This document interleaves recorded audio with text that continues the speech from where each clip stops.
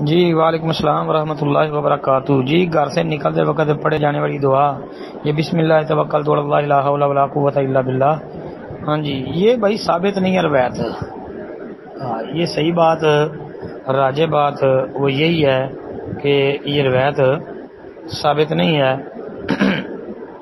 امام ترمذی رحمۃ اللہ علیہ نے یہ بات بیان فرمائی ہے جامع ترمذی میں حدیث نقل کرنے کے بعد، فرمایا ھذا حدیث حسن غریب لا نعرفہ الا من ھذا الوجہ، کہ ہم اس کو نہیں پہچانتے مگر ایسی سند سے۔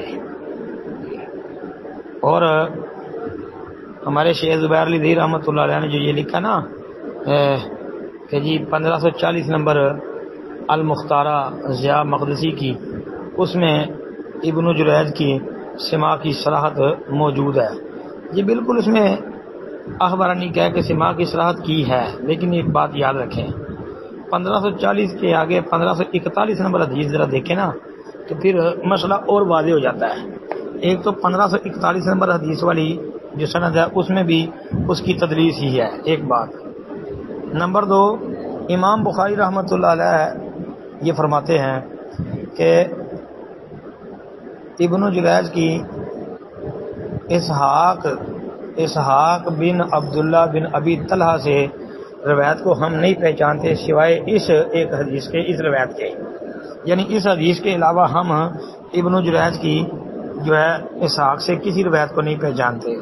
ساتھ یہ فرماتے ہیں کہ ابن جریج کا اسحاق سے سماع بھی ہمیں معلوم نہیں ہے، یعنی سماع ثابت نہیں ہے، واہ سماع کوئی نہیں ہے۔ پھر امام دارقطنی کے حوالے سے آگے لکھا ہے کہ وقالت دارقطنی رواہ یحییٰ بن سعید الاموی حجاج بن محمد عن ابن جریج، یہ آگے سارا لکھ کر تو آگے پھر انہوں نے چل کے وضاحت یہی کی ہے کہ ان ابن جریج لم یسمعہ من اسحاق، کہ ابن جریج نے اسحاق سے سنا ہی نہیں ہے، تو لہذا صحیح بات یہی ہے کہ وہ سماع جو ہے وہ درست نہیں ہے۔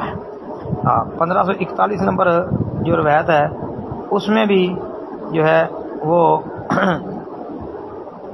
41 نمبر میں بھی تدلیس ہے۔ اس کے بعد جو ہے آپ دیکھ لیں تو آپ کو جو ہے امام بخاری کا قول نظر آئے گا، پھر امام دارقطنی کے حوالے سے جو انہوں نے کلام لکھا ہے وہ پتہ چلے گا۔ تو اس سے جو پہلے ہے نا 1539 نمبر روایت، اس میں بھی یہی واضح ہوا ہے کہ ابن جریج نے صیغہ ان سے ہی بیان کیا ہے، تو لہذا صحیح بات یہی معلوم ہوتی ہے کہ سماع نہیں ہے۔ ابن جریج مدلس ہے، اس کا اسحاق بن عبداللہ بن ابی طلحہ سے سماع ثابت نہیں ہے۔ صحیح بات یہی ہے، لہذا صحیح بات یہی معلوم ہوتی ہے کہ یہ روایت سندن ضعیف ہی ہے۔ السلام علیکم ورحمۃ اللہ وبرکاتہ۔